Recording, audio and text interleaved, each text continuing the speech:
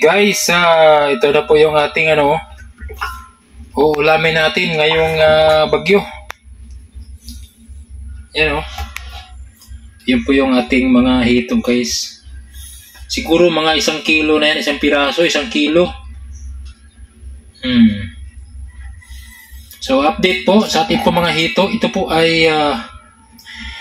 po ay nabili natin noong bagyong Christine. September po yun, September 23. So yun po yung pagkabili po natin nito. So 1 year na po siya. Ganoon na po siya kalaki. 1 kilo. And more or less 1 kilo ang 1 piraso. Ang ganda sana kung may timbangan para matimbang talaga natin. Pero gusto kong isukat. So ngayon andito po sila sa planggana. Pero sukatin po natin sa aking kamay. So ito po yung aking kamay. Kaya lang kailangan din bawasan ng tubig. So bawasan natin ng tubig. Para malaman talaga natin kung more or less gaano na sila kalaki.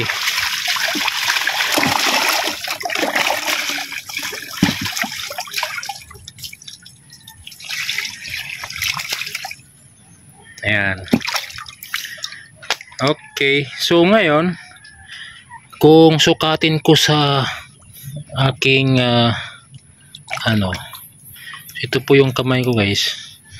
So siguro mga halos 2 dangkal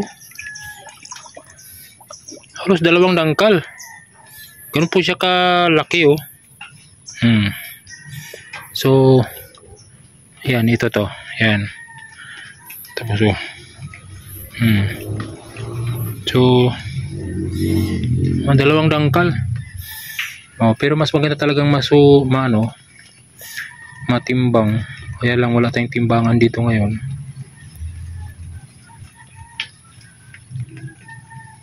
So yun po. Ngayon may mga alaga din po tayo ito, maliliit pa.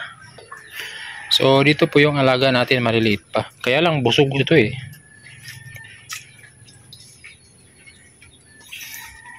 so yun po sila.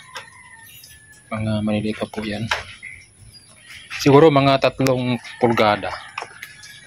Yung haba nila 3 pulgada. Ganyan po sila Kaya lang medyo busog-busog yan. Malaki na. So ito po ay nabili natin sa 1 buwan na. 1 buwan na kalahati. Okay po. Yan si Ate Merlin naghahanda na para sa bagyo. Tinula tayo guys.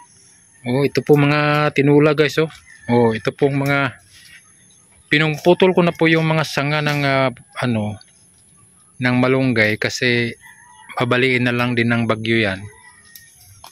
Marami po yan. Tapos bukas ito naman pong talbos ng kamote at ito po ay haluan natin ng sardinas guys. Matinula kami guys. Yan. Anong halo dyan? Manok?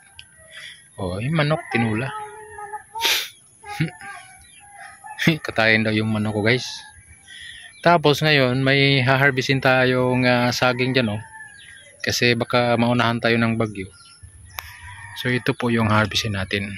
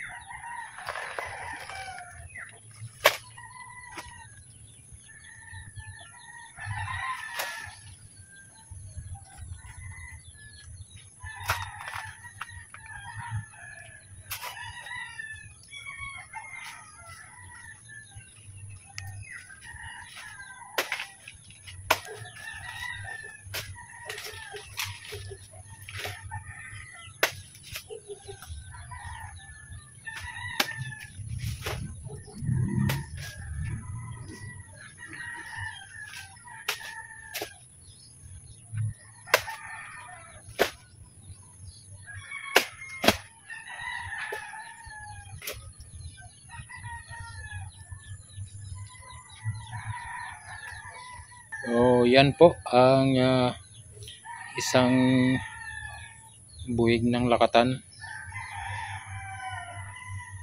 Harvest natin para hindi po masayang, baka ibagsak ni Kuwan. Okay po, so God bless. Bye bye.